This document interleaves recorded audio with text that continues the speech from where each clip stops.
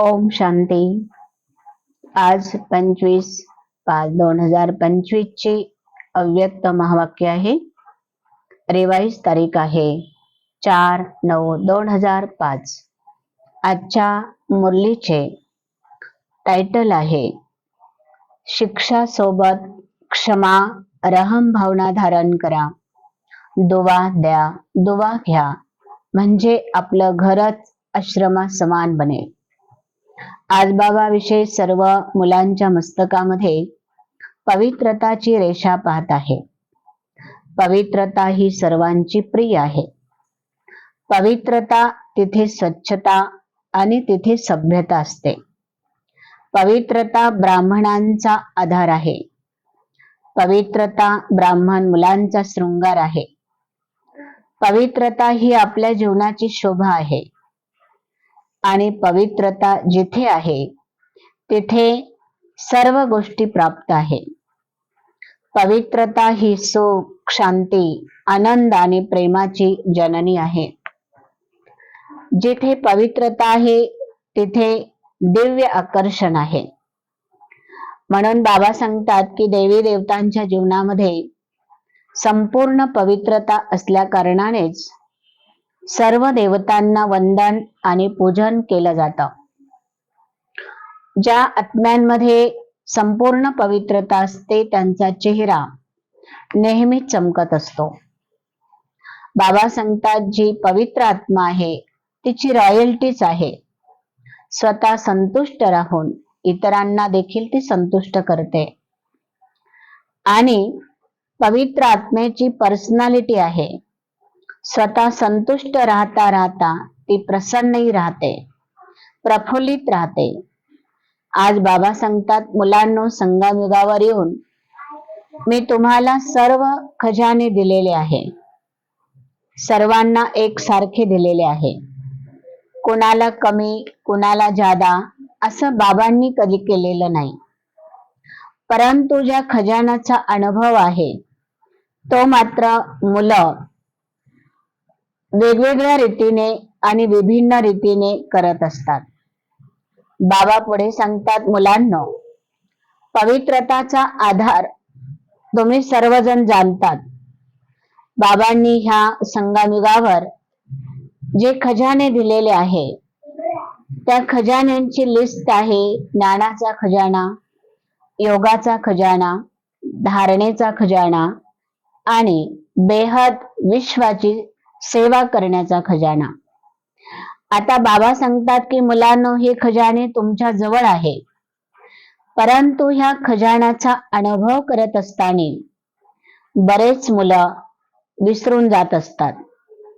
बाबा त्याचं कारण सांगतात मुलांनो, जिथे देह अभिमान जागृत होतो त्या ठिकाणी आपल्या स्वतःची आणि ईश्वरी खजान्याच्या प्राप्तीची आपल्याला विस्मृती होत आहे।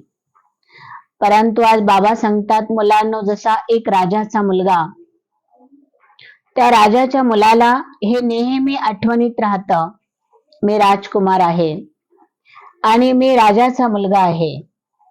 राजाची जी राजाई आहे त्याचा मी मालिक आहे, मी राजपुत्र आहे। त्याला ही आठवण नेहमी राहत असते।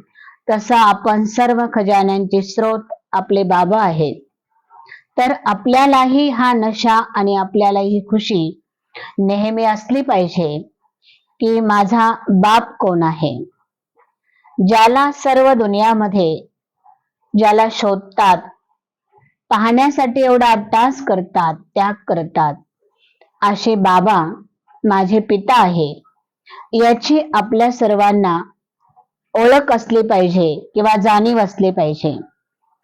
बाबा पुढे आपल्याला सांगतात मुलांनो, बाबाकडे तर नवीन नवीन मुलं येत असतात। बाबांना ह्या गोष्टीची खूप खूप खुशी होते, कारण माझा एक एक मुलगा भाग्यवान रतन आहे। संपूर्ण विश्वामध्ये ज्या मुलांनी भाग्यवान पिताला ओळखलेलं आहे अशी मुलं कल्पाकल्पामध्ये जन्माजन्माचं भाग्य घडवण्यासाठी बाबांच्या समोर आलेले आहे। आणि म्हणून बाबांना अशा मुलांना बघून बाबांना खुशीही तेवढीच होत असते आणि बाबा अशा मुलांना रिटर्न मध्ये खूप खूप बधाई आणि मुबारक देखील देत आहे. आज बाबा सांगतात की माझ्या मुलांनो, मी तुम्हा सर्वांना वरदान देत आहे. मुलांनो, तुम्ही कधीही कुणालाही दुःख देऊ नका आणि जरी कोणी तुम्हाला दुःख दिलं तरी तुम्ही ते दुःख घेऊ नका. तुम्ही सर्वांना दुवाच द्या आणि सर्वांकडनं दुवाच घ्या. सर्वांच्या विषयी तुमचं आत्मिक प्रेम असू दे. तुमच्याकडे येणारी जी आत्मा आहे ती वेगवेगळ्या भावनेनी आणि अपेक्षेने येत आहे. दुनियामध्ये अनेक आत्मे भटकणारे झालेले आहे. कुणाला शांती हवी, कुणाला प्रेम हवं, कुणाला शक्ती हवी, कुणाला सहारा हवा, कुणाला दया हवी, तर कुणाला क्षमा हवी. बाबा सांगतात, मुलांनो, तुम्ही सर्व शक्तिवान बापाची मुलं, मास्टर सर्व शक्तिवान आहात. तुमच्याकडे बाबांनी सर्व खजाने दिलेले आहे. आता तुम्ही ज्या ज्या अपेक्षेने जी आत्मा तुमच्याकडे येणार आहे ती अपेक्षा त्या आत्म्याची तुम्हाला पूर्ण करायची आहे. यासाठी बाबा सांगतात की तुम्हाला बाबांनी लाईट माइट हाऊस बनवून तुम्हाला विश्वाच्या मैदानामध्ये उभं केलेलं आहे. जसा एक लाईट हाऊस एका ठिकाणी चमकत असताना बऱ्याच दूरवरचा तो अंधार नष्ट करत असतो, तशा रीतीने आपणही मास्टर लाईट माइट बनून संपूर्ण विश्वातला अज्ञानाचा अंधकार नष्ट करणारे बाबांचे मास्टर ज्ञानसूर्य आत्मे आहेत. बाबा सांगतात की तुमच्याकडे अनुभूतीचा खजाना आहे. तुम्ही ज्या ज्या आत्म्यांच्या जवळ जाल, जे जे आत्मे तुमच्या जवळ येतील त्यांना तुम्ही अनुभूतीने संपन्न करा.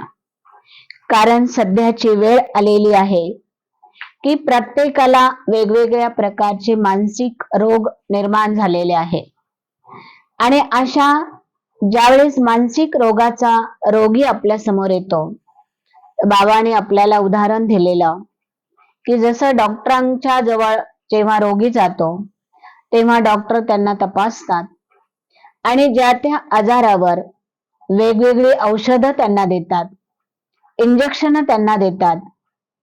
त्याच रीतीने ह्या जगामध्ये सुद्धा अनेक विभिन्न प्रकारचे जे आजार झालेले आहे, मानसिक, बौद्धिक, शारीरिक, अशा वेगवेगळ्या आजारांवरती बाबांनी दिलेली वेगवेगळी शक्तीची अनुभूती, त्यांच्यावरी योगाचा प्रयोग जर केला, त्यांनाही ही अनुभूती रूपी दवाई खाऊ घातली तर निश्चित त्यांचा अनेक जन्माजन्माचा रोग किंवा आजार हा समाप्त होऊ शकतो आणि ती आत्मा निरोगी बनून निरोगी दुनियामध्ये जाण्याच्या पात्र बनू शकते. बाबा म्हणतात, मुलांनो, पवित्रता ही तुमच्या ब्राह्मण जीवनाची जननी आहे. जसं जितके संकल्प तुम्ही पवित्र कराल तेवढं वातावरण तुमच्या आजूबाजूला पवित्र पसरून जाईल आणि याच्यामुळे वातावरणच नाही तर संपूर्ण जगातलं वायुमंडल सुद्धा स्वच्छ आणि शुद्ध होईल. ओम शांती.